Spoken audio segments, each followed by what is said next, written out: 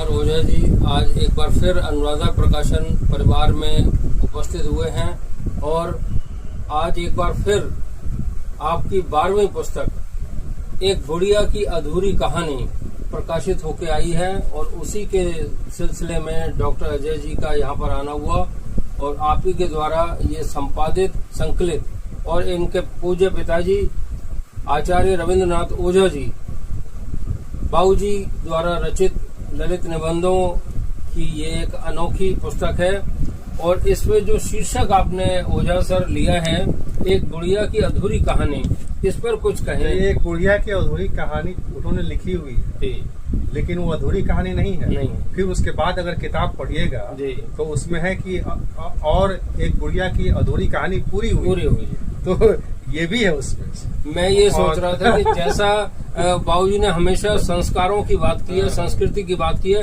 तो कहीं एक बुजुर्ग महिला की संस्कारों में जो होते हुए हिरास है कहीं उससे संबंधित तो नहीं है। हाँ, उसके संघर्ष की कहानी है जी। और इसमें विषय जो है जैसे काशी की वह संगीत संध्या है जी, मुनिया की शादी है, एक कुत्ते की कहानी है, एक बुढ़िया की अधूरी कहानी और एक बुढ़िया की अधूरी कहानी पूरी हुई, मैदान की कहानी उसी की जुबानी भाग 1 और मैदान की कहानी उसी की जुबानी भाग 2।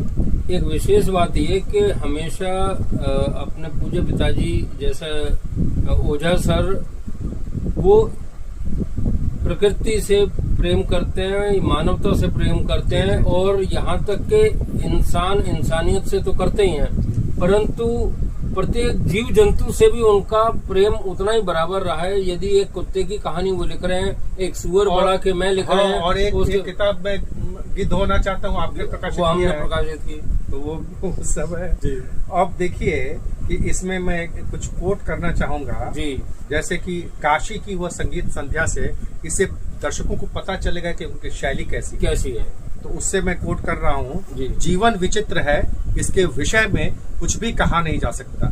जीवन कोई सेट फॉर्मूला पर नहीं चलता, कोई बंधी लकीर या बनी लीक या बीटन ट्रैक पर नहीं चलता। इसका कोई नक्शा, routine, time table, schedule, itinerary का या प्रोग्राम नहीं होता। दुर्दांत निर्झर की तरह या पवन प्रवेग की तरह या वारिद माला की तरह या प्रकृति के प्रवेग या नियति के उद्वेग की तरह, विद्युत की कौंध या सागर की लहर की तरह, यह कब कैसे कहां से मोड़ ले लेगा कोई नहीं बता सकता, कोई नहीं कर सकता। सही बात है, बहुत है ना। और वही जो है से ये गुड़िया की अधूरी कहानी में वो बाजार, मैंने बताया था कि मीना बाजार बेतिया के मीना बाजार में वो गए थे, वहां पर वहीं से उनको संदर्भ मिला। हाँ। तो बाजार के बारे में लिख रहे हैं कि बाजार की दुनिया एक अलग दुनिया है, बाजार का भाव एक अलग भाव है। बाजार एक विलक्षण भाव, एक विलक्षण रूप, एक विलक्षण मनोदशा, एक विलक्षण मनस्थिति, एक विलक्षण दृष्टि, एक विलक्षण दृष्टिकोण, एक विलक्षण जीवन दर्शन। पैसा पैसा पैसा, द्रव्य द्रव्य द्रव्य, धन धन धन, आमद आमद आमद, बस और कुछ नहीं। बाजार मानवता का कब्रिस्तान है, दिव्य भावों का शमशान है, आदर्शों का रेगिस्तान है, विचारों की मरुभूमि है, भावनाओं की दावाग्नि है, कल्पनाओं का महाभारत है, प्रेरणाओं की विध्वंस लीला है, विनाश भूमि है। क्या बात है। उनके शब्दों का चयन देखिए और उन्होंने कितने सुंदरता से अपने शब्दों से चित्रण कर दिया है उसका।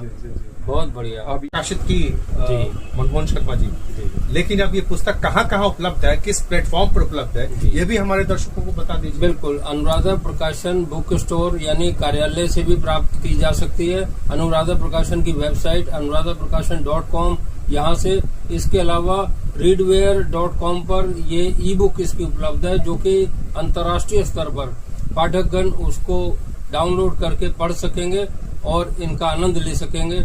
साथ ही Amazon इंडिया पर भी उपलब्ध है, amazon.in, इस पर भी ये पुस्तक उपलब्ध है।